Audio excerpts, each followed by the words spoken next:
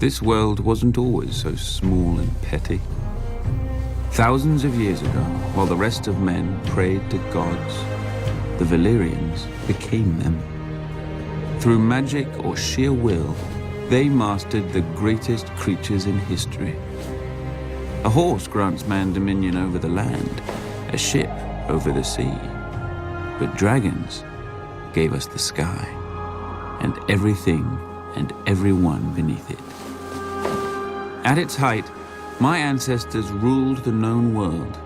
Whatever parts we didn't weren't worth knowing. Our capital of Valyria shamed the magnificent cities of the east, for hammers and chisels were no match for dragon fire and sorcery. It was a city and an empire built to last until the end of time. It didn't. 400 years ago, the doom fell on Valyria. Mountains cracked open like eggs, lakes and rivers boiled, fountains of fire, ash and smoke spewed from the ground, so high and so hot that even dragons burned in flight. The land splintered, and the angry sea rushed in. In hours, the greatest city in history became history. But my ancestors didn't burn or drown with the rest of their race. 12 years before the doom, despite the sneers of his rivals, Aenar Targaryen abandoned the capital with his family. Legends claim that his daughter foresaw the destruction of the city in a dream. More likely, Aenar met with some mishap at court and chose exile over execution.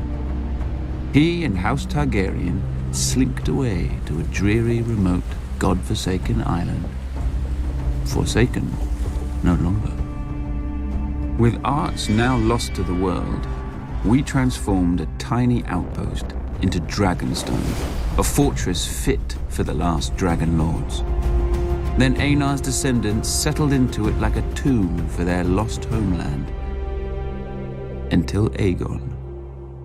When he looked east, he saw the past, old, tired, dead. But when he looked west, he saw the future. Gold in the ground, gold in the fields, and no dragons in the sky but his. He and his sisters, Rhaenys and Visenya, flew over the great continent, ostensibly visitors to a strange land.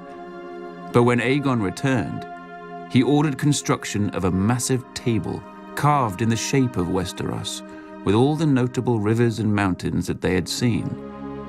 A personal map of the Seven Kingdoms, then ruled by 7 squabbling families. House Durrandon held the Stormlands from their seat at Storm's End, due south of Dragonstone.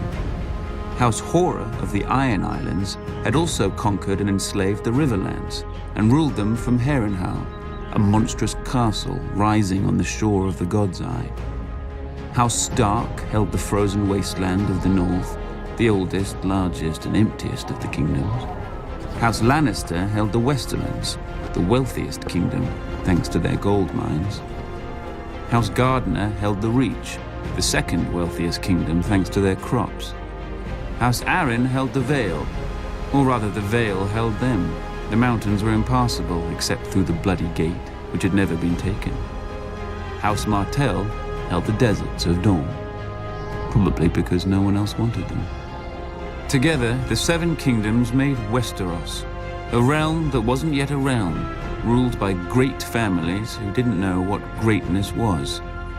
Aegon would teach them.